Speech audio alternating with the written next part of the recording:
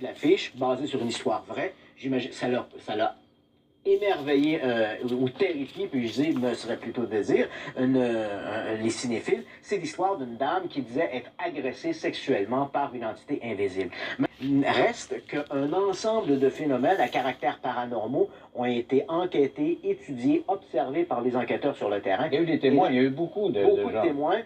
Des films ont été tournés et j'avoue qu'à ce niveau-là, je n'ai pas, moi, d'explication. Je pense que ces gens-là ont réellement été témoins de phénomènes qui, encore aujourd'hui... Vous n'êtes pas capable de me dire qu'elle a été agressée sexuellement, mais... Donc, c'est une petite boîte à vin, comme on peut l'imaginer, qui en circulait beaucoup à l'époque. On a un petit tiroir avec 2 portes, on mettait nos bouteilles de vin.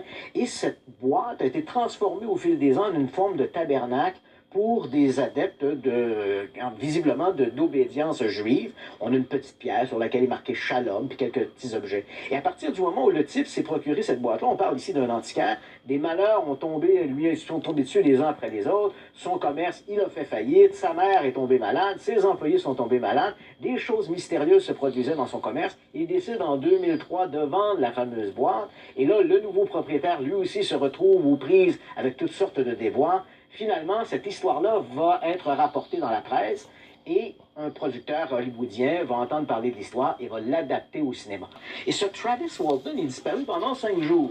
Lorsqu'il est revenu d'entre les extraterrestres, il a raconté son histoire et qui a été, comme vous l'avez mentionné, excessivement médiatisée. Pour certains, on considère cette histoire comme l'une des meilleures histoires d'enlèvement jamais rapportées dans la presse. Ce groupe de bûcherons, on parle de 7 bûcherons, le film en présente 6, mais dans la réalité, ils étaient 7. Ces gens-là n'étaient pas des amis très proches les uns des autres. Même un des bûcherons s'était joint au groupe la veille. Donc, on ne parle pas ici d'amis qui sont là, croix de bois, croix de fer, si je mange, je vais en enfer, qui sont pas... Et ces gens-là, malgré les années, la plupart d'entre eux se sont brouillés. Seulement 3 d'entre eux ont sont restés amis. Les autres ont quitté la région de Snowflake. Ils se sont brouillés.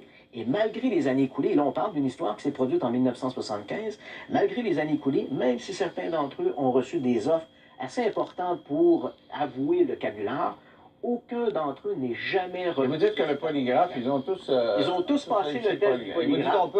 Un individu, à la limite, pourrait se passer outre le polygraphe, c'était plus intelligent, plus en maîtrise ses émotions, mais pas cette... Voilà. Si on avait ici des spécialistes du polygraphe, vous dirait qu'une personne ou 2 réussissent à passer le polygraphe, c'est possible, mais que 7 personnes passent le polygraphe, un test d'ailleurs qui a été mené par des agents de sécurité reconnus, donc des professionnels, et que ces 7 personnes réussissent à passer le test du polygraphe, et qui, 35 ans plus tard, continuent de maintenir la même histoire, malgré des offres financières importantes, ça me paraît difficile d'expliquer.